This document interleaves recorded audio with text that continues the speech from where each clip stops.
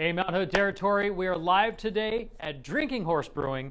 We're out here in Clackamas, and we're playing Big Jenga with Emerson, the owner, the man, the myth, the genius behind the awesome beer here, the guy who is probably going to beat me at Jenga because I cannot find any easy pieces. But obviously, it's more than just beer here at Drinking Horse Brewing Company. That's kind of part of your strategy, is to have a fun place for people to come, right? Yeah, we like to, we like to keep it fun for people. We also had this kind of, frankly, fairly strange entry room here, so we turned it into a game room. Ping pong, giant Jenga. The Jenga is quite popular. Okay. Here we go. There you go. You're going all the way down to the. There we go. You know what? That other piece moved. You might be able to get that one easy. So how long have you guys been open? We've been open about 2.5 years now. And what was kind of the inspiration behind starting your own brewery? Well, I've been brewing just privately for 6 or 7 years, and I just kept growing and getting more out of hand, and eventually I got kicked out of the kitchen by my wife. And, you know how many stories have started with people getting kicked out of the kitchen? Exactly, and it was either start a brewery or build a new garage, because our garage was terrible, so I decided to do the easy one and start a brewery. Well, and you've got a really cool philosophy, I think, about what makes a good beer or what makes beer good. I guess it could go either way on that. But it's something that I think is, you're kind of at the forefront of this thought process that's kind of becoming a new trend on beer making. Yeah, I mean, I think that it all comes down to, and it's not too controversial, it all comes down to balance, like most things in life. If you have... Yoda would approve. Yoda would approve. Yoda would like to drink our beer. I don't know. I might need Yoda to keep this. The force. Yeah, right. Oh God. I think you might be done. Oh, whoa. Yeah, but if you got too much bitterness or too much sweetness or too much of any kind of flavor in there,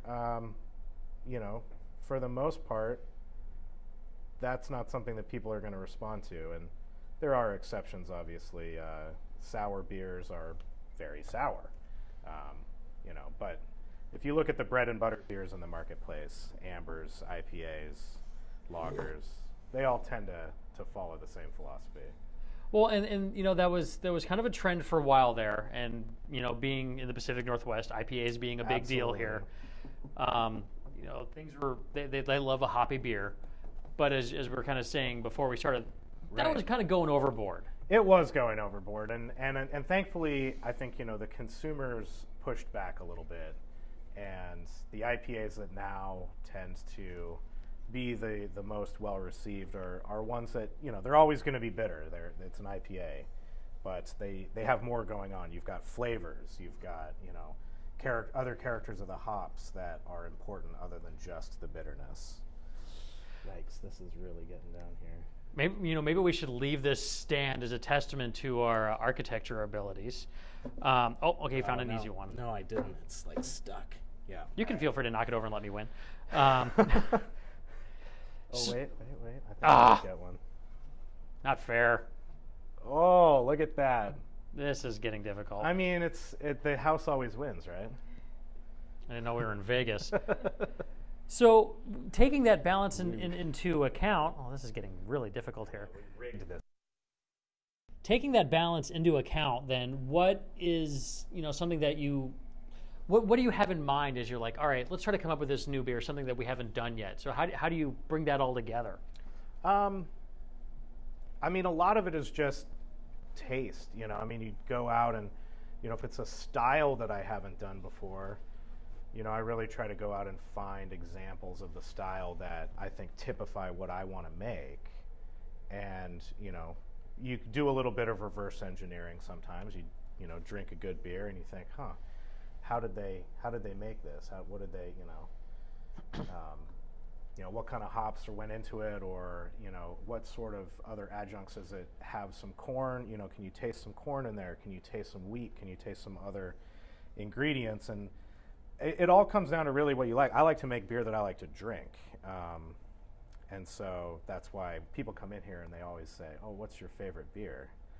It's Okay, note to self, I was going to ask that question next, so don't ask what your favorite beer is. It's a rigged. It's a rigged game, you know. I mean, it's a rigged question. Like they're all my favorite beers. I Your love favorite all is the one you're working on at that moment. Yeah, I always tell people whatever the freshest one, whatever I just finished, because I've been drinking something else, and then whatever I just finished came along. I think we might be.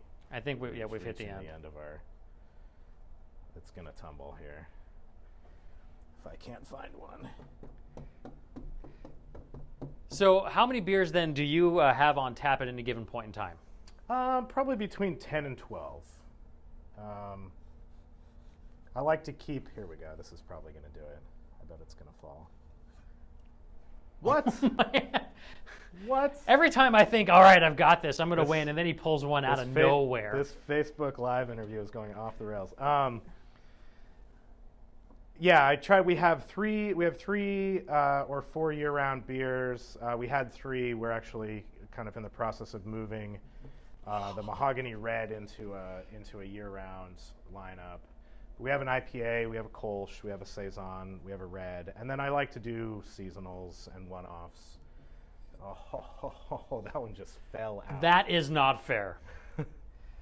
So as we're going to see at some point when this game does end, I did not expect it to last this long. I got to be honest. We should have started it with already a few pieces missing. I know, right? So as we'll see. Oh, there it goes. Oh. All right. So as we'll see here in a second, this is not just the tasting room, but the brewery itself. So people can actually come and sample beer, buy beer at the place where the magic happens. Absolutely. And where gravity apparently does not apply. I don't believe this. Oh! I'm trying to be really rough with it now. I know. This thing is leaning like Pisa over here. You got to take from the uphill side. I know. This way. Okay. Look at this thing wobble. I don't know that this is maybe one of the higher towers that we've gotten going. Yeah, I'm glad we've got video evidence of this because we're going for like giant Jenga records here. Oh, yikes. Oh my God. I can't even reach the top anymore. Yeah, right? We're going to have to get a stepping stool. So what is kind of the start to finish time of one of your creations? Most of them I could turn around in 3 weeks is a good number. I mean, they can sometimes come out faster than that. I try not to rush things, though. There's no need to go fast. That's when you get errors, you introduce flaws, or you make mistakes. And like I said before, a lot of it just comes down to taste. You just taste it as it's going, and you know when it's done. Oh my God! Nobody breathe. You just leave it. It's like. Honestly, we should just leave it at this, and people walk in and just admire our wonderful creation. Yeah, I don't think I can pull another one off of here. All right, let's. And it's probably time to. Oh wait, never mind. I spoke too soon. That's it. We're done. Let's go show some beers because somebody's going to get concussed when this thing falls down. At All this right. point. So yeah, you can see, this is where the magic happens. Well, this is the entry to where the magic happens. Yes. Yeah, this is where most of the drinking happens as well. Is over here. So, when we got this space, it was wide open. It was literally just an empty box. So, we kind of got a chance to do whatever we wanted in here, and it was kind of fun. And one thing that I think is really cool is, you're basically got this set up where it's better than being at the Timbers game. And Molly, check this out. You can see the projector up there, and that is being projected onto a wall. We've got like a more than 100-inch screen here. Yeah. So we're talking like 8-foot tall soccer players. Oh yeah, they're like life size when you're watching the game. It gets gets fun in here. It can get rowdy. But that's the nature of sports. And that's what happens when you've got like the best soccer team ever out there. That's true. Yeah. So what are we going to be tasting today? I've got 4 of our beers up here. I guess I could go around the other side. Does that work better? That works either way. Yeah, there. I'll play publican today. So as you said, you've got some kind of your traditionals, and then we've I got do. kind of a seasonal specialty going on as So well. I've got they all happen to be light beers for some reason, but that's where you go. He's calling me fat. Isn't that nice? No, light colored. Oh, okay. Well, there you go. I feel They're better not now. dark. Light as in light dark, yeah. So I have our Silk Road Saison. This was the first beer that we ever brewed here. And this style is actually the first beer that I ever made. Wow. And So we're getting a little bit of history here, a little of heritage. history, yeah. And this recipe, kind of originally came out of sort of an East meets West philosophy with this classic European style of farmhouse Saison, and then paired with Meyer lemon peel and fresh ginger, which is where the name comes from. The Silk Road was the trade route that connected Asia and Europe. And so this beer kind of sums that up. He's answering my questions before I even get to them. The guy knows what's going on here. There you go. So this is what the beer that started it all. The beer that launched Drinking Horse. Ooh. Yeah. And like you said, I mean, if I didn't know that there was ginger, I would just know there's a little something there that kind of gives it Right. this little punch. But the lemon peel comes in really nicely, and then with that bite of the ginger, it really complements each other real well. Yeah, that's one that I keep going back to over and over again. It's great to drink. It's Well, and it explains why, obviously, from drinking, from brewing at home to creating a brewery here, we've got a successful business here. right. So that's you build it, they will come. I've heard that somewhere. Then we've got the Go Westy Kolsch is it's sort of our mainstay for people who want something a little bit lighter. Maybe they're not into craft beer. They're not, they're not IPA drinkers. I actually had a woman in here over the weekend who said, what do you have that I drink Bud Light? What do you have? And I said, nothing. And then I said, all right, try this beer. And she said, it'll do. It's All right, so this would be the introductory beer for somebody who's it's new a to very the good craft introductory scene. beer. Okay. Kolsch is a lot like a pale ale, or even a lager or a pilsner. And we've got our mascot over here. Yeah. Molly, I think you should bring the camera over because, Oh, here she comes around. yes, this is our mascot. It's not a horse, No, but she she's does about like the size drinking of a beer, horse. though. Oh, hello. She loves. And she's drinking acting beer. like a horse, Yeah. trying to get me to. That would be, what's her name again? Kava. Kava. Yeah. Kava, the golden doodle, who is super friendly She is. and will make you play fetch with her the whole She's time. a terrible guard dog, but And actually, we kind of got a matching thing there, Yeah. color-wise. Yeah. But no, I mean, I'd say this serves as a good introductory beer to the craft scene. If you are new to that, haven't really, hear about it, but you haven't gotten there yet, here's a good way to kind of get your feet wet, as it Yeah. were. And it's a classic German style, so it's a little bit less boring than like a pale ale or something like that. Not that pale ales are boring, but I mean, it's got a little complexity, but it's Yeah. not. It's not like it's intimidating for somebody who doesn't know much about beer, and then they're like, "Whoa, what?" right.